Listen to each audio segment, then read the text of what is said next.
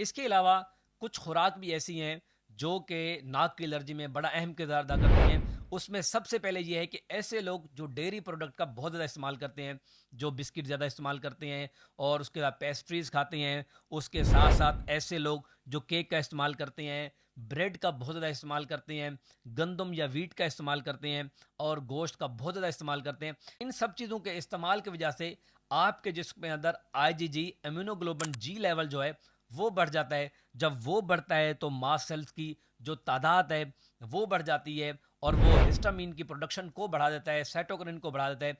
जब mast cell बढ़ता है, हिस्टामिन बढ़ता है, तो आपके अंदर एलर्जी के सिम्टम और अलामत आना शुरू हो जाते हैं। नाक की एलर्जी की बेसिकली दो अकसाम होती हैं। एक जिसको सीजनल एलर्जिक रिनेटस कहते हैं। ये जैसा कि नाम से ज़ाहिर है, ये स्पेसिफिक सीजन के अंदर होती है, मोस्टली तब जब आपके इर्द गिर्द डस्ट बहुत ज़्यादा मौजूद हो, पोलन मौजूद हो,